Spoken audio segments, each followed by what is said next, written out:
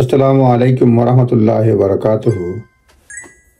কথা বলবো যারা ওভারসিজ ভিজিটর তারা ব্রিটেনের হেলথ সার্ভিস থেকে কি কি সুবিধা নিতে পারেন। এটা পরিপূর্ণ হবে না, একটা আংশিক ধারণা দেওয়া হবে, কারণ এটা গাইডেন্স বিশাল বড়।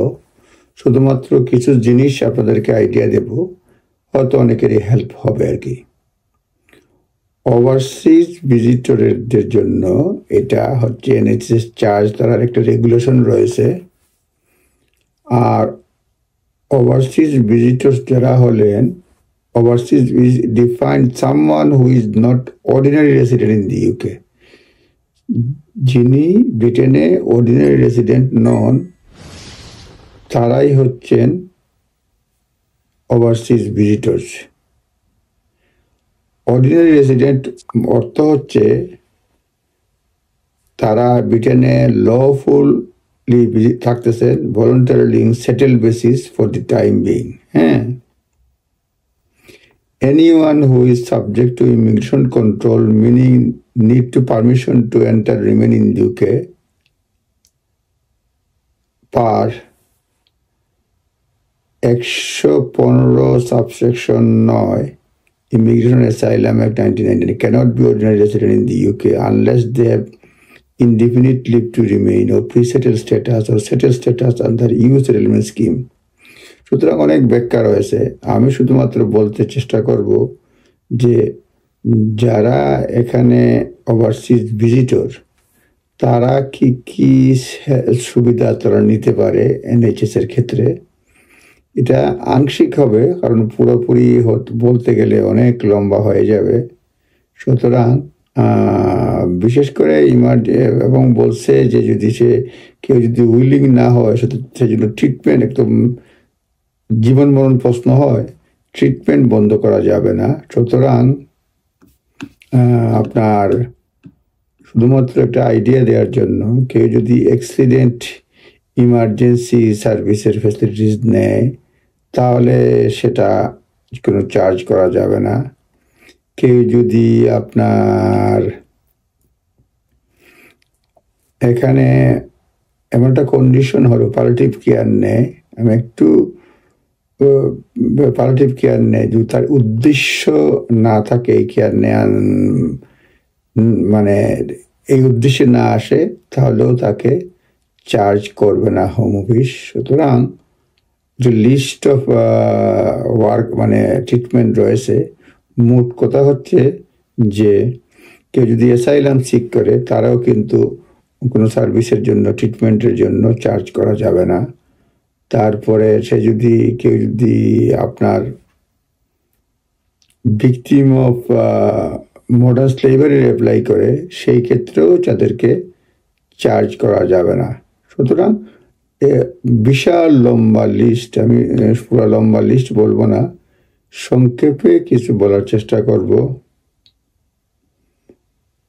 এবং আপনারা জানেন যে যদি কেউ বিশেষ করে এনএইচএস এর চার্জ না দেয়, সেই ক্ষেত্রে সেটা আপনার 500 পাউন্ডের বেশি যদি ইনভয়েস থাকে, তাহলে তার visa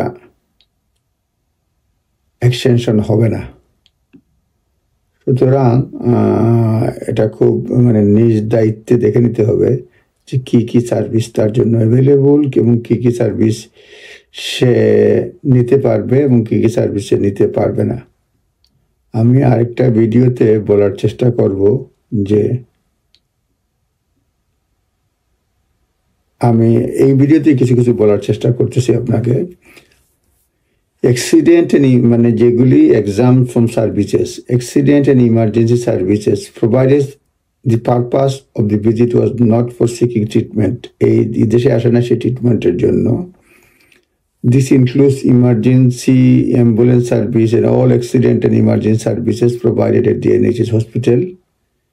For example, those provided the accident emergency department, walk-in center, minor injuries unit or urgent care unit, এগুলিতে জন্য সে ভিজিটর হিসেবে নিতে পারবে।